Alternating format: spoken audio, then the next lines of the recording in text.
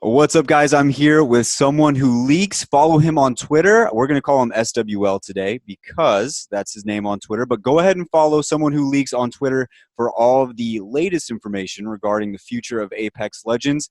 SWL, thank you for joining us today, man. I really appreciate it. No problem, my man. How you doing? Oh, I am doing fantastic. Now, I'm on your Twitter page right now. I'm looking at Alright. it. And in the description, I see Costco hot dog. Care to explain? Finally, someone is, interested in why I have Costco hot dog as my bio. Well, I asked the real questions here. That's Oh like yeah. this on this podcast. We ask the hard-hitting questions, and that's the one that came to my mind first. What's going on with the Costco hot dog? It's my contact in my girlfriend's phone. Oh, okay, She okay. one day just said, "I'm gonna call you Costco hot dog." No clue why, and it's been like that for about 3 months. So, like most couples, they say, "Hey, babe," like "Hey, baby," and she just calls you Costco hot dog. Yeah, I love it. I love it. yeah, That's awesome. it's great. All right. Well, SWL, I wanted to start off. How did you get started in data mining? Because it's a very weird. Not a whole lot of people know what it's all about. But how did you get started doing what you do? It's funny because back in season 2 of Apex, my friend Dave, that one mining guy, we were in a random queue and we just kind of formed a friendship. And then from there, we started a Discord, the mine, which I own now. And he ended up teaching me how to data mine for a little while. After that, he quit Apex. So it was me, Tobias, and Shrugtool pretty much left in the community. So I took it upon myself to learn how to data mine after an extensive amount of looking at what Dave used to do.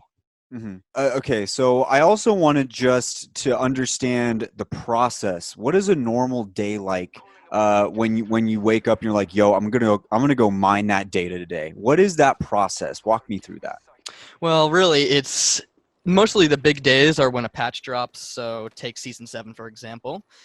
We just wait. Everyone who data mines pretty much waited up to stay up and get the update and do it as fast as possible. We would open up Legion, which was how we extracted models, but as for season 7, it didn't work until about 2 weeks in, so we couldn't do anything there. So we used the VPK extractor from Titanfall.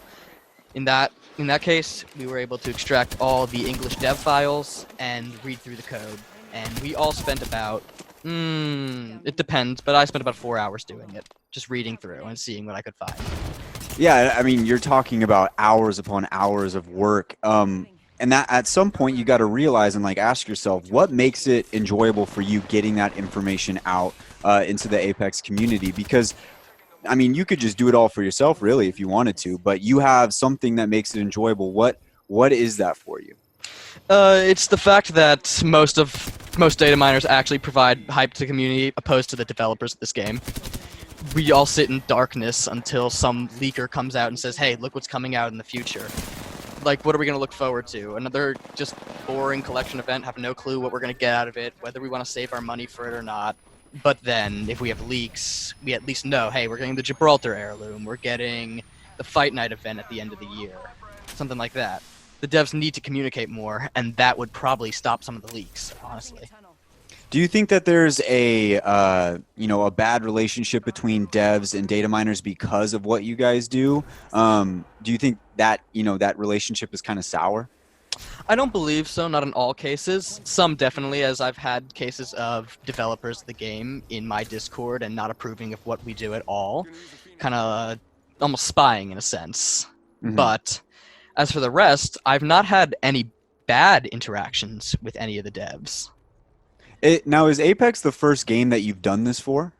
Yeah, Apex is indeed the first game. It's a lot of my first. It's my first-person shooter. It's the first game I've ever data mined, and it's also the first game that I actually got serious in when it came out. When it came, to competitive.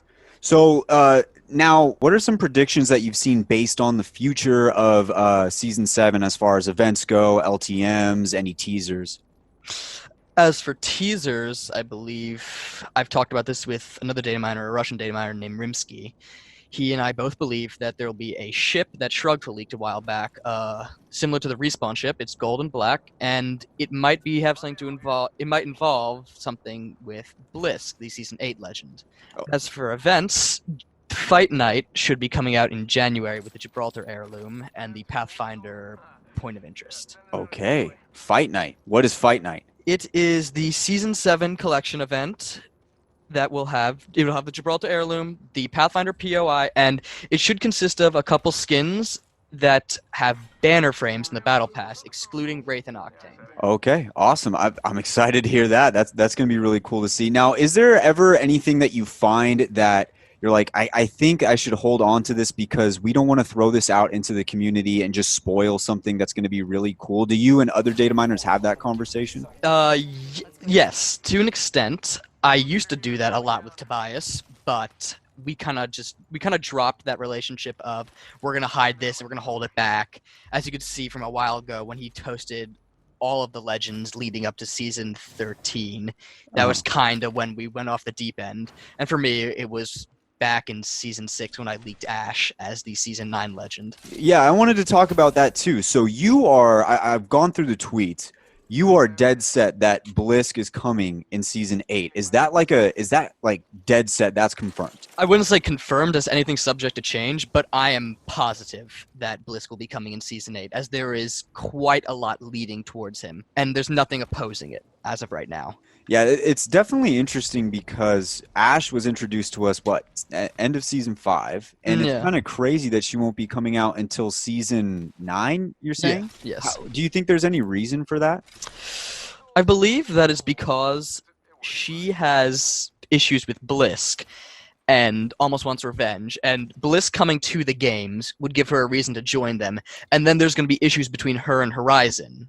So it's just a whole case of reasoning as to why she wants to join the games, and Blisk seems to be the only reason right now. Awesome. So now we have Christmas coming up. There's a lot of things going on. We're probably going to get those Christmas skins back. I've already seen some of the stuff that's come out on Twitter, but I wanted to ask one major question because the community was kind of on fire, especially on Reddit after Halloween when the bundles came out and they were like an arm and a leg to just get some of these skins. With the Christmas bundles coming, have you seen anything to suggest that it's just going to be bundles, or are there going to be some standalone items that aren't, super expensive and crazy priced?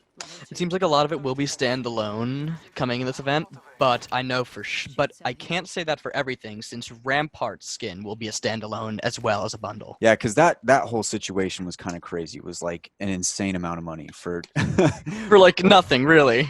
Yeah, exactly. Yeah. So now, let's talk season 8. You have Blisk. You believe it to be Blisk. It's not confirmed, but you believe it to be Blisk.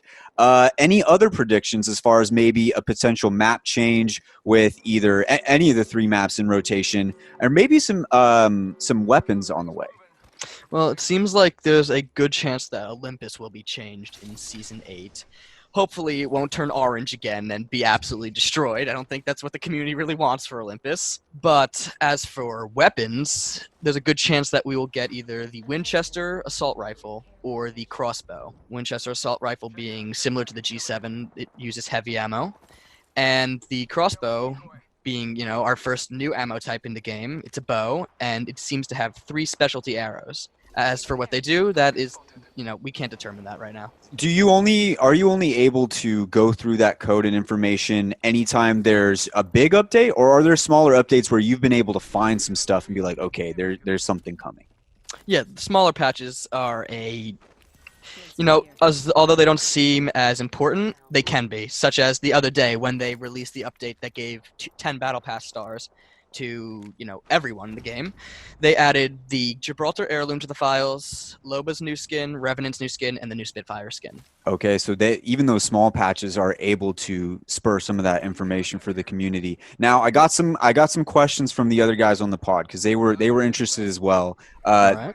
Brian wants to know, is there anything that you found? What was the weirdest thing you found in the files, if you have an example? A while back, I was looking before Olympus came out, I was looking for stuff regarding it. And for a long time, one of the only things in the files was a file that was just called Olympus Fish. Olympus fish Yep. with no explanation. Nothing. It was just Olympus fish. And there's still nothing there.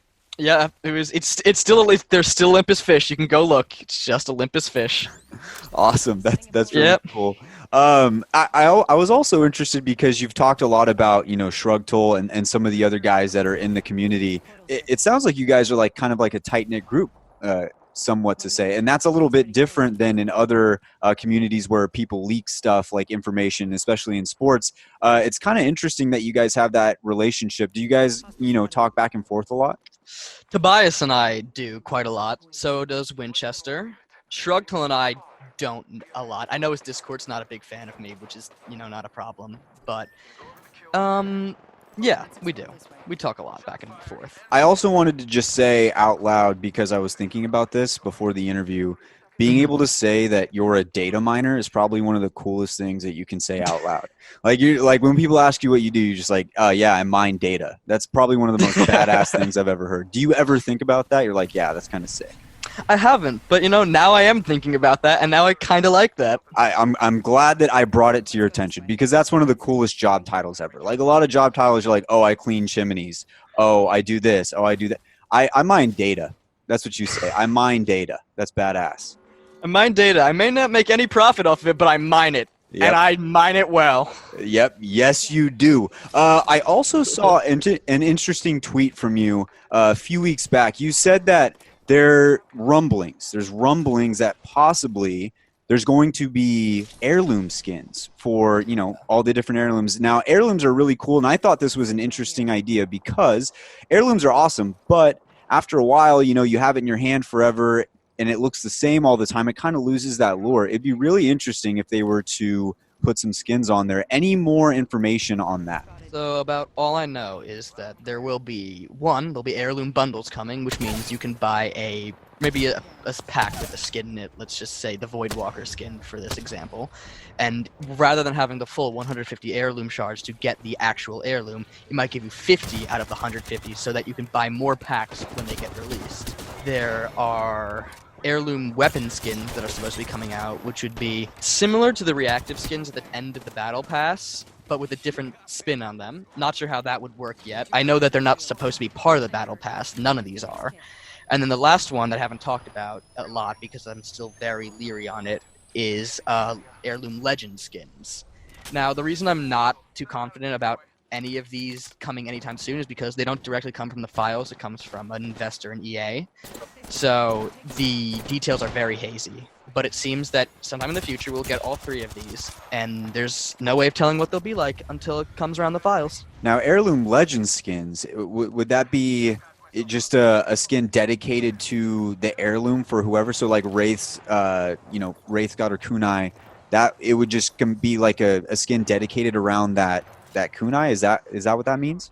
Perhaps, but I think it means more so a rarity higher than legendary in the type of skin that it is. So while it may not be dedicated to her kunai at all, it could be just a really, really, really nice looking skin with maybe special effects that go along with it, custom animations, who knows. Yeah, that's awesome. Do you see yourself moving on past Apex? Are there other games you're thinking about trying to get into mining? Or is it more does each game change in difficulty, I guess, is my main question.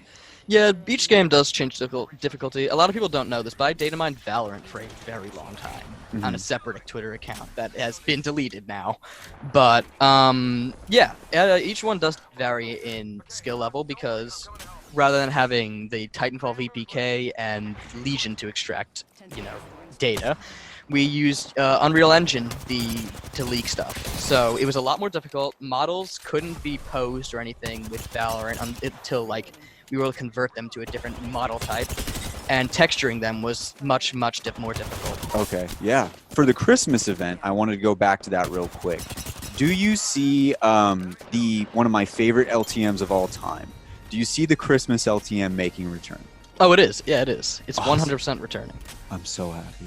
You can actually if you look at Tobias's Twitter sometime in the coming days, he actually has gameplay of the Season 7 version of it out right now because he was able to make an admin build and play through it. Oh my god, I'm gonna have to check that out. Did they change anything? Are there any rule changes? Anything different? I believe there are a couple rule changes. Mainly, there's like another station that the train stops at.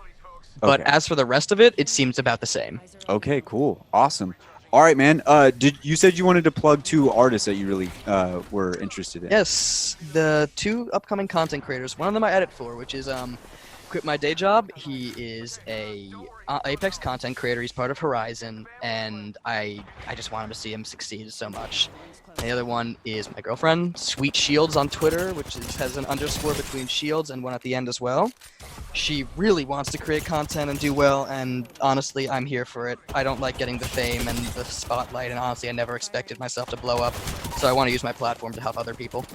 Yeah, for sure, and that's honorable right there. All right, well, someone who leaks, go follow him on Twitter, guys. He's gonna be helping us out. Hey, SWL, anytime you want to be back on this podcast, you let me know. Anytime you want to be back, you're in. You're in. All right, and if you ever need me, you can invite me. Yep, for sure. Thank you so much for this interview. You've given us a lot of cool information. Thank you so much. No problem, man. Have a good day. Hey, you too.